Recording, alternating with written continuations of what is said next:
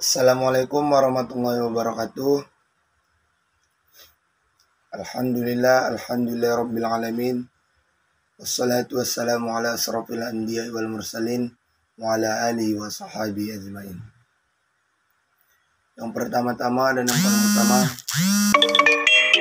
puja dan puji syukur kita atas kehadiran Allah Subhanahu wa taala telah memberi kita nikmat kesehatan, nikmat kelapangan waktu hingga teman-teman kalian bisa menonton video ini. Lanjut, salawat berangkaikan salam kita hadiahkan kepada junjungan Nabi besar Muhammad SAW. Allahumma sholli ala sayyidina Muhammad wa ala ali sayyidina Muhammad.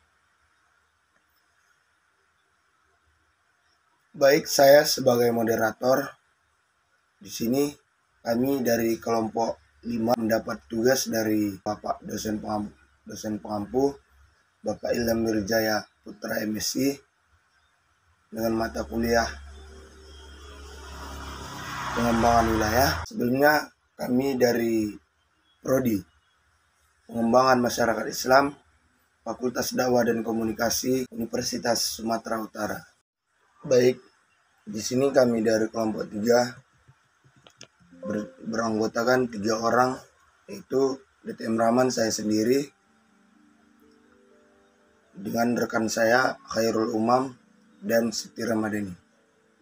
Langsung saja saya akan memaparkan materi dari teori pertumbuhan growth center. Teori pertumbuhan growth center terbagi menjadi 3, yaitu pengertian teori pertumbuhan, ciri-ciri teori pertumbuhan, dan pengertian aglomerasi. Pertama, pengertian teori pertumbuhan. Pusat pertumbuhan growth center dapat diartikan dengan 2 cara, yaitu secara fungsional dan secara geografis. Secara fungsional yaitu suatu lokasi konsentrasi kelompok usaha atau cabang industri yang karena sifat hubungannya memiliki unsur-unsur kedinamisan sehingga mampu menstimulasi kehidupan ekonomi baik ke dalam maupun keluar daerah belakangnya. Secara geografis adalah suatu lokasi yang banyak memiliki fasilitas dan kemudahan sehingga menjadi pusat daya tarik yang menyebabkan berbagai macam usaha tertarik untuk berlokasi di situ dan masyarakat senang datang memanfaatkan fasilitas yang ada di kota tersebut. Walaupun kemungkinan tidak ada pola interaksi antara usaha-usaha tersebut. Baik, di sini saya akan melanjutkan untuk membahas tentang ciri-ciri teori pertumbuhan atau growth center. Yang pertama, adanya hubungan internal antara berbagai macam kegiatan yang memiliki nilai ekonomi. Yang kedua, adanya unsur pengganda atau multiplier effects. Yang ketiga, adanya konsentrasi geografis. Yang keempat, bersifat mendorong pertumbuhan daerah belakangnya.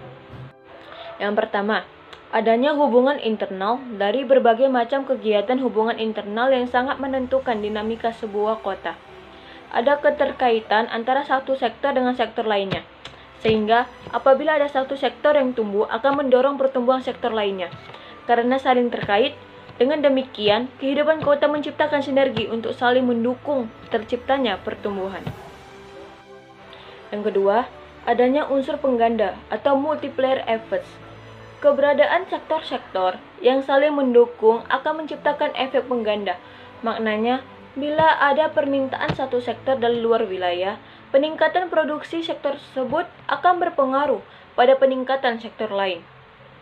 Peningkatan ini akan terjadi beberapa kali putaran pertumbuhan sehingga total kenaikan produksi dapat beberapa kali lipat dibandingkan dengan kenaikan permintaan di luar untuk sektor tersebut. Nah, di efek pengganda ini ada juga memiliki unsur yang memiliki peran signifikan terhadap pertumbuhan kota belakangnya. Hal ini terjadi karena peningkatan berbagai sektor di kota pusat. Pertumbuhan akan membutuhkan berbagai pasukan, baik tenaga kerja maupun bahan baku dari kota belakangnya. Yang ketiga, adanya konsentrasi geografis dari berbagai sektor atau fasilitas. Selain bisa menciptakan efisiensi di antara sektor-sektor yang saling membutuhkan, juga meningkatkan daya tarik atau attractiveness dari kota tersebut. Nah, Orang yang datang ke kota tersebut bisa mendapatkan berbagai kebutuhan pada lokasi yang berdekatan.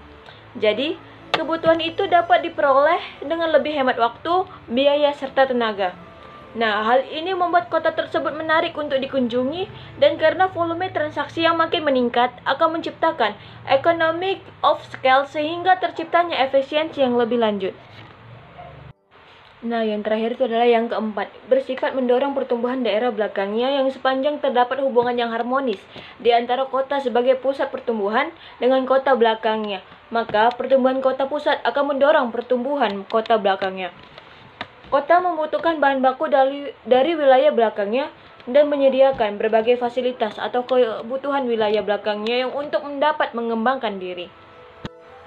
Pusat-pusat yang pada umumnya itu adalah merupakan kota-kota besar yang tidak hanya berkembang sangat pesat, akan tetapi bertindak sebagai pompa-pompa penghisap dan yang memiliki daya penarik yang kuat bagi wilayah-wilayah belakangnya yang relatif statis. Nah, wilayah-wilayah pinggiran ini pun di sekitaran pusat secara berangsur-angsur berkembang menjadi masyarakat yang dinamis. Terdapat arus penduduk, modal, dan sumber daya keluar wilayah belakang yang dimanfaatkan untuk menunjang perkembangan pusat-pusat di mana pertumbuhan ekonominya sangat cepat dan bersifat kumulatif. Nah, sebagai akibatnya, perbedaan pendapat antara pusat dan wilayah pinggiran cenderung lebih besar. Pemikiran dasar dari konsep titik pertumbuhan ini adalah bahwa kegiatan ekonomi di dalam suatu daerah cenderung beraglomerasi di sekitaran sejumlah kecil titik vokal atau pusat. Nah, di dalam suatu daerah, arus polarisasi akan bergravitasi ke arah titik-titik vokal ini, yang walaupun karena jarak arus tersebut akan berkurang. Nah, di sekitaran titik vokal ini dapat ditentukan garis perbatasan, di mana kepadatan arus turun sampai suatu tingkat kritis minimum. Pusat tersebut pun dapat dikatakan titik pertumbuhan, sedangkan daerah di dalam garis perbatasan itu adalah daerah pengaruhnya. Pengertian aglomerasi. Aglomerasi adalah berkumpulnya industri atau kegiatan dalam suatu tempat tertentu, yaitu kegiatan-kegiatan komersial, industri, serta jasa. Umumnya, berkumpul di suatu lokasi tertentu yang memiliki banyak keuntungan intrinsik. Hasil langsung dari fenomena ini adalah meningkatnya jumlah investasi pada lokasi tersebut. Terjadinya aglomerasi ditandai dengan yang pertama, scale of economies. Ketika banyak terjadi investasi di suatu tempat yang hanya dimiliki oleh satu perusahaan, maka hal tersebut dapat dikategorikan sebagai scale of economies. Investasi besar pada suatu lokasi akan mendorong adanya pertumbuhan ekonomi yang besar pula pada lokasi tersebut karena adanya jaminan sumber bahan baku dan pasar. Contohnya dari scale of economies adalah hangar Boeing Everett di Seattle, pabrik mobil Fiat di Turin, dan kompleks pertambangan Freeport di Tembagapura. Yang kedua adalah economies of localization. Economies of localization hampir sama sifatnya dengan scale of economies. Hanya saja pada kasus ini banyak perusahaan yang terlibat, namun masih berada dalam satu sektor, sehingga kebutuhan bahan baku dan pasar dapat diperoleh dengan mudah dengan mengeluarkan ongkos angkut yang minimum. Contoh paling jelas dari economies of localization adalah aglomerasi industri otomotif di Detroit, Stuttgart, dan Nagoya, atau aglomerasi industri finansial di London, New York, dan Wall Street, serta industri teknologi informasi di Silicon Valley.